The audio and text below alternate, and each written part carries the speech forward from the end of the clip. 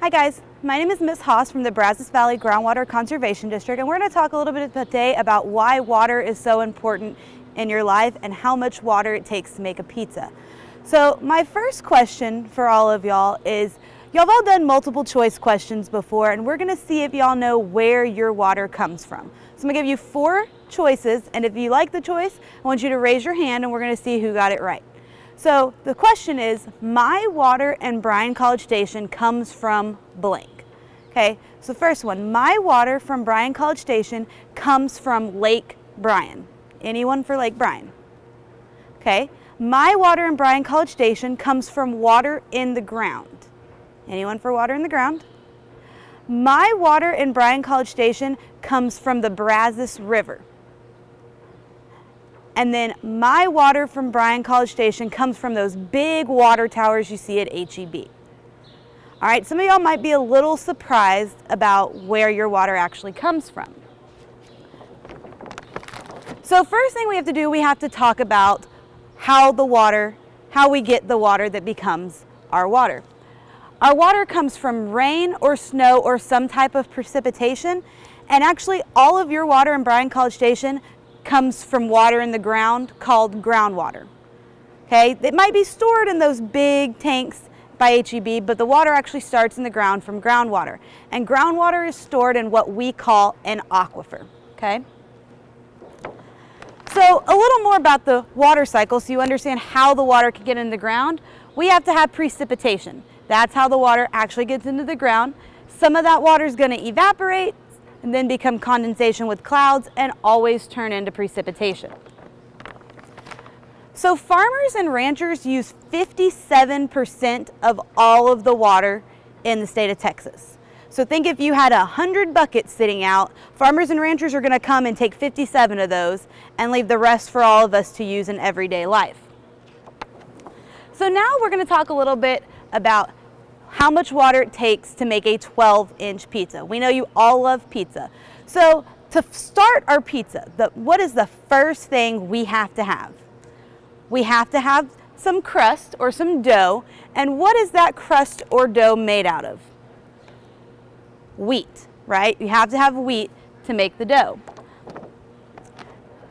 So you have the crust, which is made from dough and wheat flour. There's 11,000 gallons of water to make 60 pounds of wheat. 60 pounds of wheat makes 42 pounds of flour, and so it's 262 gallons of water for that 1 pound of flour that we're going to use for our pizza dough, okay? So we've got the dough, we've got it pulled out. Now what's the next thing we have to put on top? The sauce, right? And so in the sauce, we would need tomatoes. It takes 22 gallons of water for 1 pound of tomatoes, to grow 1 pound of tomatoes.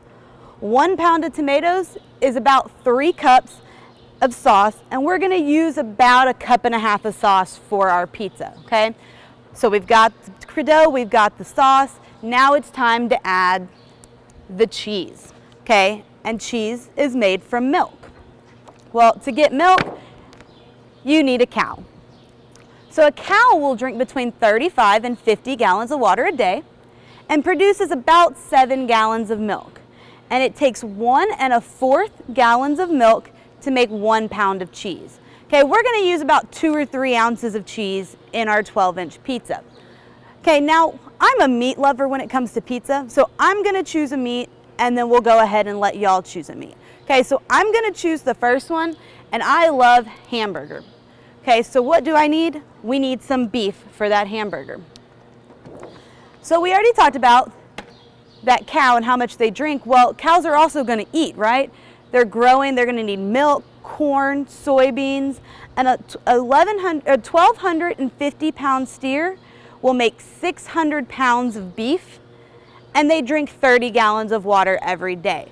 Okay, we're going to use maybe 1/4 pound of hamburger on our pizza. Okay, so I chose hamburger. I want to know of some other one. What some other meat would you might have? Maybe pepperoni? That's always everyone's favorite. And for pepperoni, you're going to need a pig. You're going to need some pork. A pig will drink about 5 gallons of water per day, we're also going to feed them corn and soybean so they can eat. Okay. So we've got our pizza made. We're ready to go. What is the next thing we have to do? It's made, it's ready. We need to cook that pizza.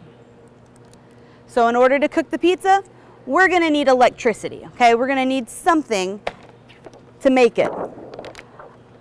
I know you think electricity and water probably shouldn't mix, but we need water to actually produce that electricity. It's very water intensive.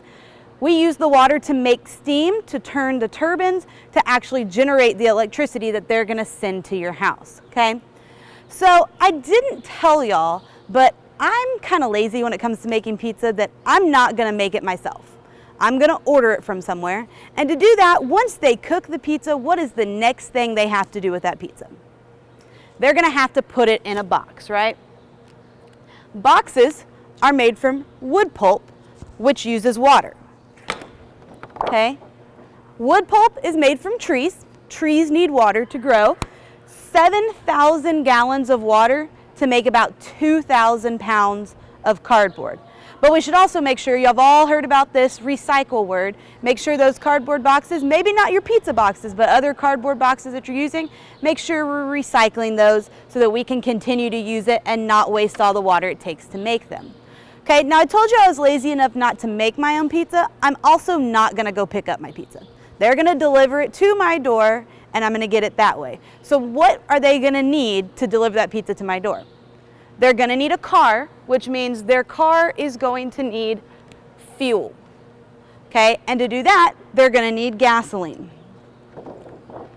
Water is used in gasoline to help turn the steam, separate the water from the oil, and that's what helps make it to produce gasoline. So it's still very water intensive, even if you're not having it actually in the gasoline.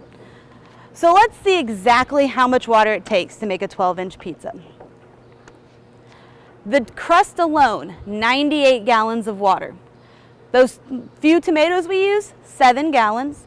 The cheese was 186 gallons of water, but look at the meat. Just to have our meat pizza, our beef was 465 gallons, our pork 345. 5 gallons for the electricity, 3 gallons for the box, and 63 gallons of water for that fuel from the pizza place to my house. That totals 1,172 gallons of water for that one 12-inch pizza. Now think of it this way.